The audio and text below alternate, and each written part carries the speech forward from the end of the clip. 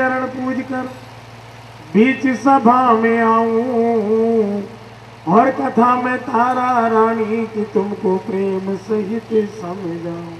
एक बार प्रेम से कहिए जय माता की, एक बार जोर से कहिए, एक बार मिलके कहिए। गजाननम भूतगणाभिसेवितम कपित्तजम्बू फलचारुभक्षणम उमासुतम शोक विनाशकारकम नमामि विघ्नेश्वर पाद पंकजम। लंबोदर भगवान को मैं सिमरू बारंबार और विघ्न कटे संकट मिटे तो मंगल होवे अपार। अतुलित बल भाव महन शैलावदेहम धनुजवन किसानम ज्ञानी नाम अग्रगण्यम सकल गुण निधानम वानरा नाम धीशम रघुपति प्रिय भक्तम माति जातम नमामि। हे रामा पुरुषोत्तमा हरे नारायण केशवा गोविंद भगवत गुणानिधि दामोदरा माधवा। हे कृष्ण कमलापति यदुपति सीतापति श्रीपते वैकुंठनाधिपते चराचरपते लक्ष्मीपते पाहि माम। ओंकारं बिंदु संयुक्तम नित्यम ध्यायन्ति योगिने कामदम मोक्षदम च ओंकाराय नमो नमः। ओम जयंती मंगला काली भद्रकाली कपालिनी दुर्गा क्षमा शिवा धात्री स्वाहा सुधा नमस्तुते। सर्वमंगल मांगल्ये शिवे सर्वार्थ साधिके शरणे अंबिके गौरी नारायणी नमस्तुते। बोलिए सच्चे दरबार। आइए, चार पहर की रात्रि चार भागों में इंसान का जीवन बटा है। जागरण की रात में मुख्य रूप से चार वरदान भक्तों को माँ भगवती देती है और चार ही अरदास पूरी रात में हम लोग माँ से करते हैं। पहली अरदास जोधपुर चुन कराई, सबने मिलकर अपने अपने मन की बात माँ के चरणों में रखी अरदास कराई। दूसरी अरदास तारा रानी की कथा शुरू होती है, माँ भगवती के चरणों में अरदास करते हैं मगध जल कि माते श्री हम आपकी कथा सुन रहे हैं, सोने वाले लोग सो गए जाकर लेकिन हम लोग जागेंगे। हम संकल्प करते हैं आपके चरणों में अरदास करके कि हम सोएंगे नहीं, अब हम घर नहीं जाएंगे जब तक आपकी कथा नहीं सुनेंगे। तो एक अरदास माँ भगवती के चरणों में आप करा दें। तीसरी अरदास होगी रुक्मणी की अरदास। चौथी अरदास जब जागरण संपूर्ण हो जाएगा, सवेरे आरती होगी, तब माँ की पूर्ण अरदास करेंगे। ये भगवती आपकी कृपा से पूरी रात का समय कैसे बीत गया हमें पता भी नहीं चला। तो आइए जो लोग तारा रानी की कथा सुन रहे हैं माँ के चरणों में अपनी श्रद्धा के अनुसार, ऐसा नहीं है कि कोई बंधी हुई दक्षिणा है कि आपने नहीं 100 रुपये चढ़ाने, ऐसा नहीं है। मेरा मतलब आप किसी बात के मन में शंका हो तो शंका का आप समाधान कर लें। कुछ भी दक्षिणा लेकर माँ के चरणों में तारा रानी का नाम लेकर के भगवती हम आपकी कथा सुन रहे हैं, इसलिए इस कथा को सुनने का जो फल होता है पूर्ण फल हमें प्राप्त हो। और किसी प्रकार की यदि कोई हमसे रात भर में गलती हुई है, त्रुटि हुई हो, महारानी हमें क्षमा करना, ऐसी भावना से अरदास करेंगे। बोलिए सच्ची दरबार की। आइए माँ भगवती के चरणों में। माँ वाधवानी परिवार बड़ा भाग्यवान और भगवती महारानी आपकी चरणों में किया बालक ने 101 रुपए का दान हो। तेरे बच्चे की अरदास, तेरे बच्चे की अरदास हो, तेरे बच्चे की अरदास, तेरे बच्चे की अरदास। वाधवानी परिवार की अरदास, माई के शिव चरणों के पास हो। तारा रानी की अरदास, तारा रानी की अरदास हो। मेरी माँ सुन ले अरदास मेरी, ये मेरी माँ सुन ले अरदास मेरी। 1000 रुपये की अरदास, रुपये की अरदास माई के शिव चरणों के पास, माई के शिव चरणों के पास हो। तेरी बच्ची की अरदास, तेरी बच्ची की अरदास हो। तारा रानी की अरदास, तारा रानी की अरदास हो। देखो ये आई अरदास, देखो ये आई अरदास हो। तेरी बच्ची की अरदास, तेरी बच्ची की अरदास ओ। प्रथम बच्चे की अरदास, प्रथम बच्चे की अरदास। तारा रानी की अरदास, तारा रानी की अरदास हो। तेरी बच्ची की अरदास, तेरी बच्चे की अरदास माई के शिव चरणों के पास, माई के शिव चरणों के पास। देखो ये आई अरदास, देखो ये आई अरदास। पीले शेर पे करके सवारी, देखो माता रानी आई है। पीले शेर पे करके सवारी हो, देखो माता रानी आई है। पीले शेर पे करके सवारी, देखो माता रानी आई है। पीले शेर पे करके सवारी हो, देखो माता रानी आई है।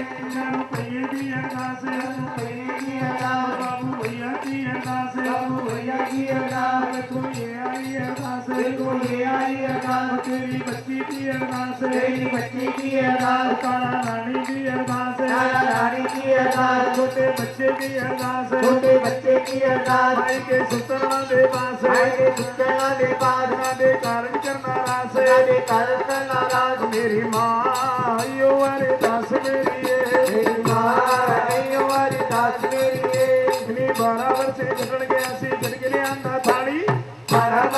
ताली खटखटिया दा ताली नी 12 वर्षी घटल गया सी ओ हो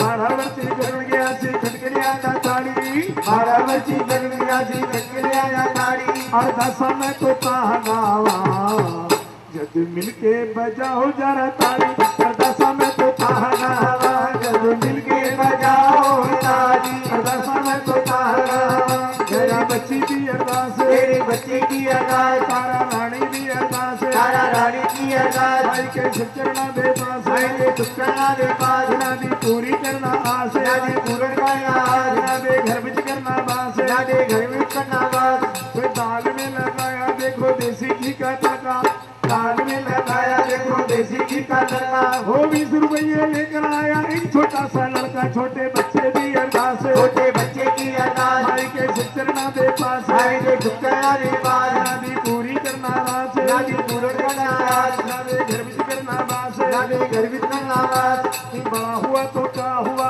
जैसे पेड़ और खंबा बड़ा हुआ तो क्या हुआ जैसे खंबा हो 11 रुपये अरदास करा गई चश्मे वाली अम्मा 11 रुपये की अरदास 11 रुपये की अरदास भाई दे सुचरना दे पास भाई के सुचरना दे पास नादी पूरी करना आस नादी पूर्ण करना आस नादे घर बिच करना बास नादे घर में करना बास मेरी माँ यो वारे दास मेरी मेरी माँ यो वाली दास मेरी जब जोर से बोलो जय माता दी जोर से बोलो जय माता दी सारे बोलो जय माता दी मिलकर बोलो जय माता दी प्रेम से बोलो जय माता दी प्रेम से बोलो जय माता दी और 4 चरण महारानी 4 कदम चलती है और दरबार में आ जाती है और 4 कदम चल के 4 वरदान देती है 4 ही भागों में इंसान का जीवन बटा हुआ है।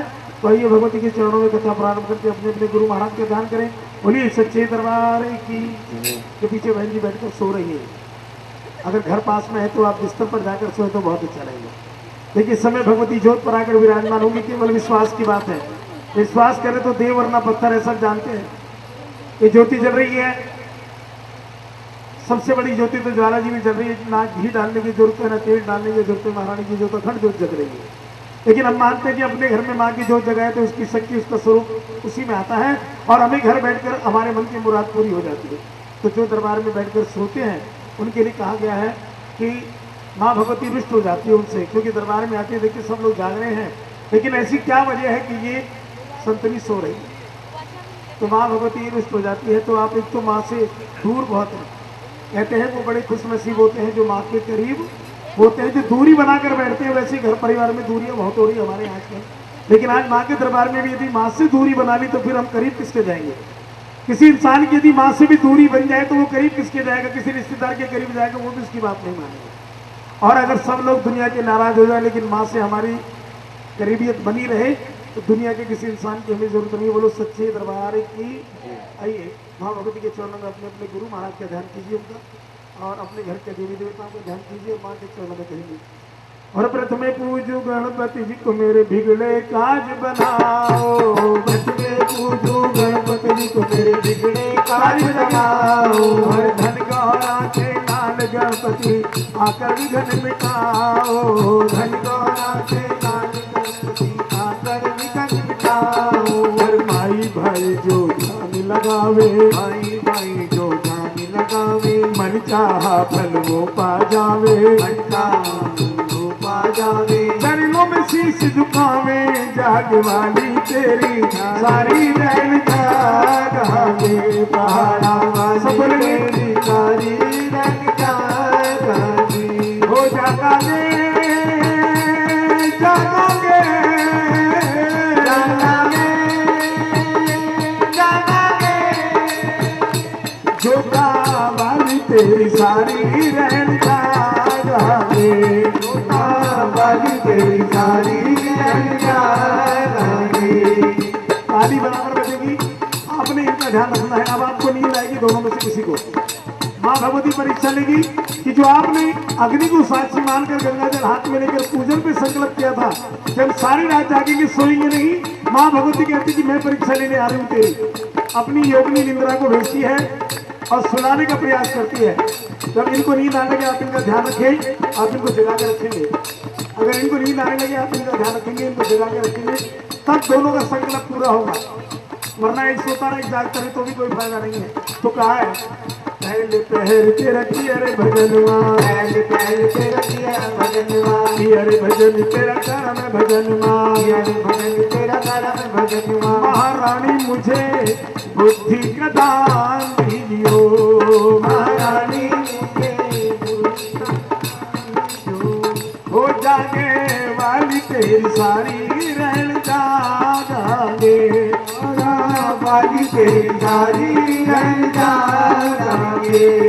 और तुझे तुझे पहर के रखिए जो भजनवा, सब बोलते रहेंगे, बड़े आसान बोला है। और तुझे तुझे पहर के रखिए अरे भजनवा, अरे भजन तेरा कर मैं भजनवा।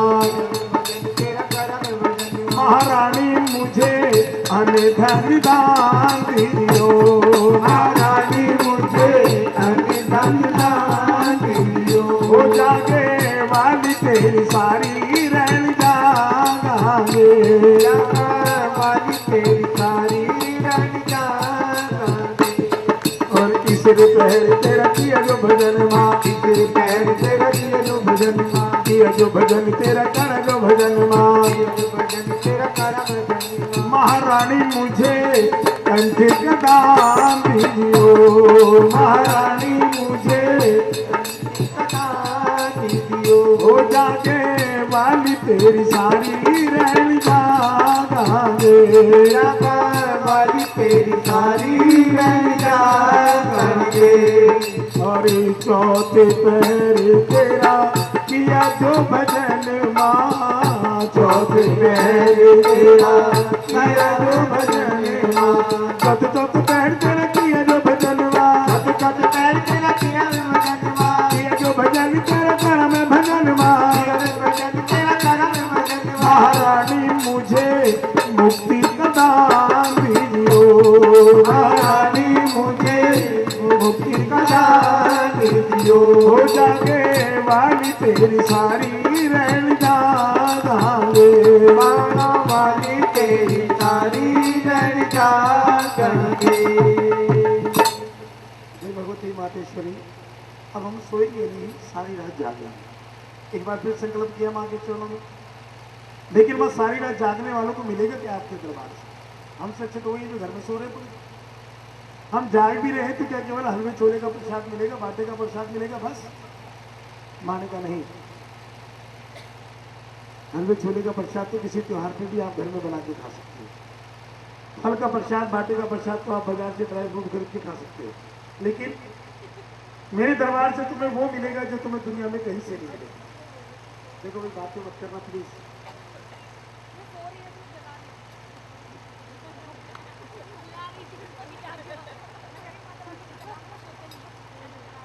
देखो, अगर उन्होंने कुछ बुरा भला आपको कह दिया तो फिर क्या होगा? मतलब गलती उनके साथ करो, माफी मांगो माता रानी से। बोलो सच्चे दरबार की। आइए माँ भगवती के चरणों में। जागे वाली तेरी सारी रहन जागेंगे भगवती, हम सोएंगे नहीं। लेकिन मिलेगा क्या? भगवती ने कहा पहले पहर तेरा किया जो भजन माँ, दीजिए बुद्धि का दान महारानी। अगर कोई छोटा बच्चा इस समय जाग रहा हो, ऐसे तो बच्चों के सोने का समय है, लेकिन फिर भी जीवन का पहला पहर बचपन, यदि कोई बच्चा इस समय जाग रहा हो, दरबार में गुरुजन बताते हैं, और महारानी के चरणों में वो कुछ भी ना करे, केवल जयकारे बोले, जय माता की, जय माता की, जोर से बोलो। माँ भगवती इससे प्रसन्न हो जाती है। जो बच्चों को ना तो भक्ति पता, ना उन्हें भेंट गानी आती, ना कोई मंत्र पढ़ना आता, उन्हें भक्ति का पता ही नहीं भक्ति क्या होती है। लेकिन जैसे माता पिता करे, माता पिता के मत्था टेक दे तो बच्चा भी वही मत्था टेक देता है। तो वो तो देख देख के करता है। लेकिन गुरुजनों ने बताया कि कोई बच्चा जाग रहा हो और वो केवल जय माता की बोल रहा हो, तो मैं उससे प्रसन्न होकर उसे बुद्धि का दान देगी। क्योंकि बच्चों में बुद्धि की कमी होती है, इसीलिए उन्हें पढ़ने लिखने के लिए भेजते। तो महारानी बच्चों को बुद्धि का दान देती है। दूसरे पहर तेरा किया भजन माँ। बहन जी, इनको तो घर भेज दो। बहन जी घर जाओ आप, पास में है घर दूर है? तो दूर है, मजबूरी है ना, तभी तो बैठ गए। हाँ अच्छा जी, धन्यवाद। फिर मैं जो भी बोलूंगा सोच समझ के बोलूंगा आपको। अभी तक तो मुझे डर नहीं था ना किसी का। अरे आप गुड़गांव वाले, मैं जो मर्जी बोलूँ तो क्या बात, आप सोचना पड़ेगा। देखो अपना अपनापन तो होता है ना, अपनी जगह से, अपने परिवार से, अपने लोगों से, है ना, कोई बात नहीं। तो इसीलिए मैं उनको जगा रहा हूँ, क्योंकि जो मेरठ का है उसको यहाँ पर कोई नुकसान नहीं होना चाहिए, इसलिए मैं जगा रहा हूँ। आप इसके दरबार में मजबूर होकर ना बैठे, पास में घर होता तो चली जाती, आप मेरठ से बैठना तो मुड़ेंगे से कोई बात नहीं। तो यहाँ मजबूर होकर नहीं बैठना आपने। महारानी के चरण माँ से कहो कि माँ मुझे नींद क्यों आ रही है, सब जाग रहे हैं, मुझे क्यों नींद आ रही है। एक बार जोर से बोलो जय माता की, हाथ उठा के बोलो, बोलो सच्चे दरबार की। दूसरे पहर तेरा किया जो भजन माँ, दीजियो अन्न धन दान भगवान। दूसरा पहर जीवन का ग्रस्त जीवन, 25 साल के बाद दूसरा जीवन शुरू होता है हमारा। 4 भागों में बांटा हमारे जीवन को शास्त्रों में। अब ग्रस्त जीवन शुरू हो, माता पिता ने विवाह कर दिया, दूसरे की बेटी को अपने घर में बहू बना कर दिया, जिम्मेदारियां बढ़ गई, खर्चे बढ़ गए, कॉस्मेटिक आजकल वैसे बहुत महंगा हो गया, सब जानते हैं। जिम्मेदारियां बढ़ गई, खर्चे बढ़ गए। माँ से कहा कि माँ अब मैं क्या करूं, माता पिता ने भी कह दिया बेटा अपना खर्चा अपने आप करो, हमसे कोई लेना देना नहीं है तुम्हारा। अब मजबूरी पड़ गई। लेकिन देखो मेरी कथा में आप हंसते तो जरूर रहना, ये मेरा प्रयास है। पहले मैं छोटा सा था, लगभग मुकेश भैया जानते हैं कि इनके पिताजी के साथ मैंने बहुत साल काम किया है। तो मेरे गुरुजी ने कहा कि पहले मैं कथा करता था, मैंने 18 साल में पहली बार कथा करी, 18 साल की आयु से कथा कर रहा हूँ। पहले मैं इसको करुणा रस में करता था, लोग कथा सुनते थे रोते रहते थे। लेकिन मेरे गुरुजी ने कहा कि कोई मकान का मुहूर्त कर रहा, अपनी नई नई कोठी में गया है, उसने जागरण करा है, कथा सुन रहा है और वो सारी रात कथा में रोता ही रहेगा, ये क्या बात है। किसी की खुशी को भी समझो, आप उसे महसूस करो। किसी के बच्चे का जन्मदिन है, उसने बहुत बढ़िया दावत करी है, माँ का जागरण कराया है और वो सारी कथा में बैठे बैठे रोता रहा, तो आप इसको थोड़ा चेंज करें। तो मैंने गुरुजी के आगे से चेंज किया, मैंने इस कथा को हास्य रस में कराया। तो आप हंसते रहे, लेकिन एक एक शब्द को बड़े ध्यान से सुनते रहे, आपके जीवन में उतारने की बात है। बोलिए सच्चे। दूसरे पहर तेरा किया जो भजन माँ, माँ मेरा पुरुष होने का पुरुषार्थ ये कहता है, अगर मैं किसी की बेटी को अपने घर में दुल्हन बनाकर लाया हूं, बाकी तो जैसा मेरे घर में होगा वैसा खाएगी पहनेगी, लेकिन मेरा पुरुषार्थ ये कहता है कि मेरे घर में रहकर वो अपने पिता के घर की याद ना करे। आप सोचेंगे ऐसे क्या सोच सकता है, माता पिता कैसे भूल जाएगी? नहीं, मेरा मतलब ये नहीं है। पुरुष कहता है कि अपने माता पिता को इस तरह से याद ना करे कि मेरे घर में किसी चीज की कमी हो, और झट पिता की याद करे कि पिता क्या रहती तो इतना अच्छा पहनती थी, पिता क्या रहती तो इतना अच्छा घूमने को जाती थी। अपने पिता के घर के सुख को याद करके मेरे घर में वो दुखी ना हो, मुझे इतना धन देना बस। माँ भगवती से विनती करी, जो लोग जोड़े के साथ बैठ कर इस कथा को सुनते हैं, माँ भगवती उनसे अत्यंत प्रसन्न हो जाती है और उनके घर में स्थायी रूप से लक्ष्मी का रूप धारण करके उनके घर में विराजमान हो जाती है। और जब किसी के घर में लक्ष्मी बनकर भगवती आ जाए तो फिर उसकी क्या कमी है, फिर कोई कमी नहीं हो सकती। तो पहली बात तो कलयुग का प्रभाव है कि पति पत्नी दोनों किसी भी धार्मिक अनुष्ठान में पहुंच जाए, ये भगवती की कृपा है। वरना पति पत्नी एक साथ के धार्मिक अनुष्ठान में जा नहीं पाते आजकल। देख लो कितने जोड़े बैठे, बताओ किनके जोड़े? आपका जोड़ा कहाँ है? आपका भी इतनी दूरी, तो बच्चा है।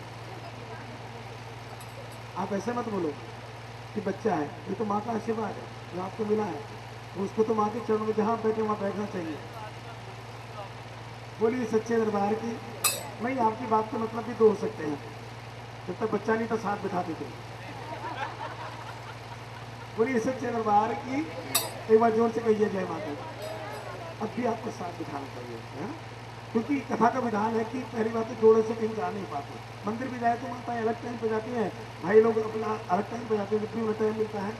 एक साथ पूजा के अनुष्ठान में बैठना अति उत्तम माना गया। तो माँ भगवती देखती कि जो जोड़े से मेरी कथा सुन रहे हैं, महारानी प्रसन्न हो जाती है और उनके घर में लक्ष्मी रूप में विराजमान हो। जहाँ लक्ष्मी आ जाए माँ भगवती बनकर, वहाँ क्या कमी है? कोई कमी नहीं रहती। जीवन बड़े आनंद से बीता। तीसरा पहर से रुको, उम्र हो गई 50 साल। तीसरे पहर तेरा किया जो भजन माँ, दीजियो कंठ का दान भगवान। 50 साल के बाद जब उम्र बढ़ने लगी, 55 हो गई, 60 हो गई, तो माँ से कहा माँ यदि इस समय इस कथा में कोई बूढ़ी माता कोई बूढ़ा भक्त बैठ के इस कथा को सुने, तो माँ से कहता माँ मुझे कुछ नहीं चाहिए, बेटे पोती पोते नाती नाते कोठी बंगला गाड़ी सब आपकी कृपा से आनंद है। लेकिन अब ये शरीर इतना बूढ़ा हो गया कि इसकी कोई गारंटी नहीं है कब प्राण निकल जाए।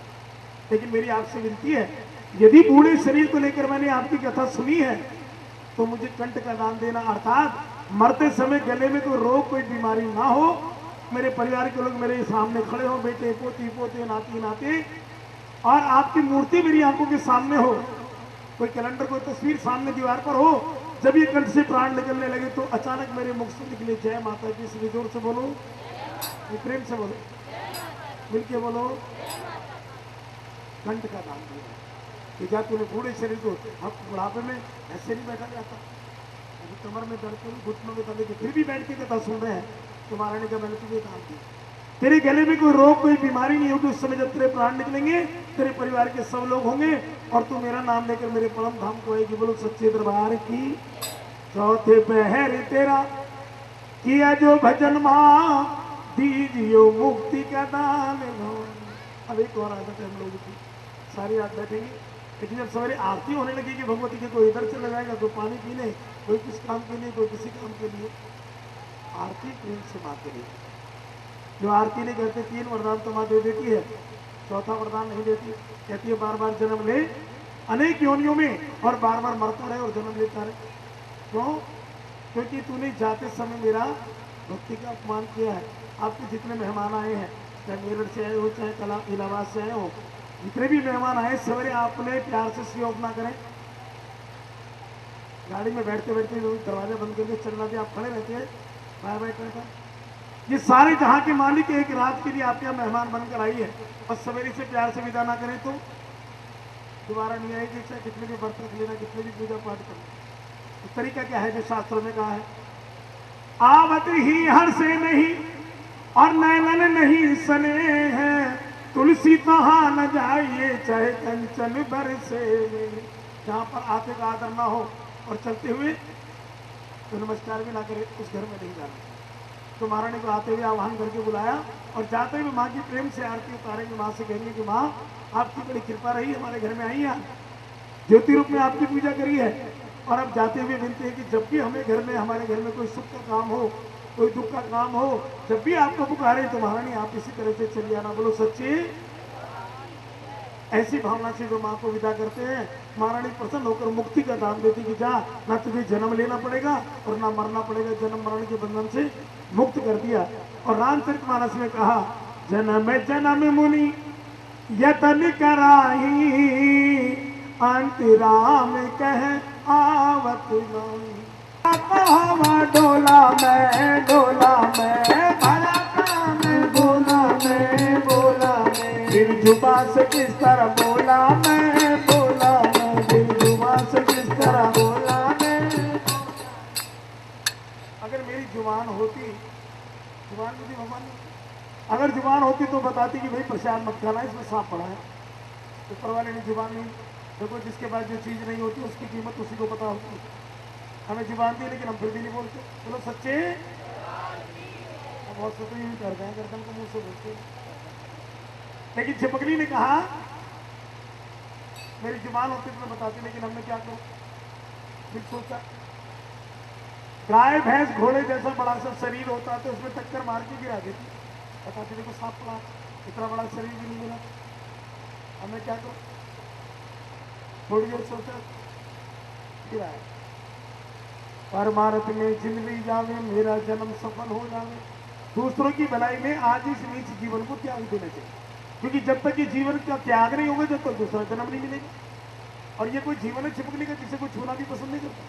छिपकली गिर जाए किसी के हाथ पर, दूसरे हाथ से उठा के नीचे नहीं डाल सकता, कोई भी कितना भी ताकत हो, ऐसा रंग रूप बना दिया माता ने, कैसा बनाया मुझे। लेकिन आज इस समय को जाने नहीं दूंगी, दूसरों की भलाई के लिए इस नीच जीवन को त्याग दूंगी, इनको घोर पाप से बचा लूंगी और दूसरा जन्म प्राप्त करूंगी। और दूसरा जन्म कोई भी हुआ चिपकली से अच्छा ही होगा।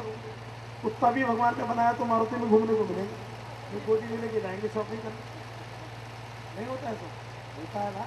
बोलो सच्चे दरबार की। अब जैसे ही प्रसाद उतारने आए महात्मा लोग, देखो वीडियो वाले भैया को देखो क्या आनंद आ रहा है, क्या बात। अक्सर मैंने देखा है जागरण में कि वीडियो वाले भैया तो सोते सोते बनाते हैं तार वाले की कथा के लिए। दो जने होते हैं, दो में से आधा टाइम वो बनाता है और एक जाके सो जाता है, लेकिन दोनों भैया जग रहे हैं। देखो भैया बोलो सच्चे दरबार की। कृपा बड़ी भाग्यशाली है, सारे परिवार के लोगों से है। एक बार प्रेम से कह दो जय माता दी। जोर से बोलो। माँ भगवती की कृपा कैसी होती है? परमानंद में जिंदगी जावे, दूसरों की भलाई में आगे जीवन त्याग। जैसे ही प्रसाद उतारने आई, छिपकली ने ऊपर से कूद कर छलांग लगाई, प्रसाद में गिर पड़ी। महात्माओं ने देखा और देखते ही एक शराब से तो मुक्ति नहीं मिली, अभी दूसरा शराब पी दे दिया। गुस्से में आके महात्माओं ने कहा कि नीच पापी, अरे इतनी मेहनत से हमने प्रसाद बनाया, तूने सारा प्रसाद जहरीला कर दिया, और तू करती भी क्या? नीची होनी है, नीची काम किया तू। उन्हें क्या पता कि छिपकली ने तो बहुत अच्छा काम किया, आपको दिखाई नहीं दे रहा। सबने कहा भाई छिपकली गिर गई, प्रसाद में जहरीला हो गया, इसे गड्ढे में दबा लो, कोई जीव जंतु ना खाए, और नाचते का पाप लगेगा। गड्ढा खोद कर कढ़ावे को पलटा तो नीचे देखा मरे हुए सांप का पंजर पड़ा था। अब तो महात्मा लोग घबरा गए, तो अनर्थ हो गया भाई। अरे ये छिपकली नहीं गिरती तो हमें पता नहीं चलता, और फिर ये कोई मामूली छिपकली नहीं होगी, ये तो कोई पुण्य आत्मा होगी जिसने हमें घोर पाप से बचा लिया। कुछ महात्माओं को सिद्धि प्राप्त हुई, उन्होंने पलक बंद करके देखा, कहने लगी मामूली छिपकली नहीं भाई, ये तो इंद्र के दरबार की अप्सरा थी, बड़ी बहन के श्राप से छिपकली बनी थी, हमने इसे श्राप दे दिया, फिर अब क्या करें? सब पछताने लगे। एक बूढ़े से महात्मा ने कहा देखो भाई बात सुनो, जो तुमने श्राप दिया है वो तो इससे लगेगा, उसमें कोई बदलाव नहीं हो सकता, लेकिन एक काम हो सकता है कि आपने इसे एक श्राप दिया है तो आशीर्वाद दे दो, जीवन में आनंद करेगी। श्राप तो भोगेगी लेकिन जीवन में आनंद करेगी। महात्मा ने श्राप दिया, तूने नीच कर्म कमाया, हम तो एक श्राप देते तेरा पालन पोषण नीच घराने में होगा, लेकिन नीच घराने में पालन पोषण होगा, जीवन में तो आनंद करे, दो आशीर्वाद दे दो। महात्मा ने कहा महाराज ये काम आप ही करें। बूढ़े महात्मा ने कहा देखो एक दिन तुम्हारे जीवन में ऐसा आएगा कि कहीं भगवती जागरण हो रहा होगा, तुम वहां पर पहुंच जाओगी और वहां मां की ज्योत के सामने से जो भी मांगोगी तुम्हारे मन की मुराद पूरी करेगी भगवती, हम तुझे आशीर्वाद देते हैं। दूसरा आशीर्वाद दिया, फिर कुछ समय बीतेगा और एक दिन ऐसा आएगा तेरे घर में मां भगवती की ज्योत जगेगी, बड़े बड़े गुणीजन आएंगे, महंत संत लोग आएंगे, और घंटे दो घंटे नहीं तेरे सारी रात जय माता की जय माता की। इसलिए प्रेम से बोलो, जोर से बोलो, मिल के बोलो। किस खुशी में कराया आपने जाकर? तो बच्चे का जन्मदिन या कुछ? अच्छा हाँ, भैया कह रहे हैं वैसे वैसे कभी भी किसी के घर में जाना नहीं होता है? कोई ना कोई पूर्व जन्म का पुण्य ऐसा है, हाँ पूर्व जन्म का कोई पुण्य ऐसा आपके सामने आया जीवन में कि निश्चित हो गया ये दिन की आज के दिन मां भगवती की ज्योत जगेगी, मेहमान आएंगे, रिश्तेदार आएंगे। ये लोग तो हर साल आते हैं जागरण करने, लेकिन अब की बार जागरण में मेरठ से दिया पानी उससे वही बुला लेंगे, जान पहचान हो के ना हो। तो आपकी कमाई में से मेरा कुछ हिस्सा था, माँ भगवती का बुलावा आया, इन्होंने फोन कर दिया और मैं यहाँ पर, बड़ा आनंद आया, भोजन बड़ा सुंदर, बहुत स्वादिष्ट भोजन।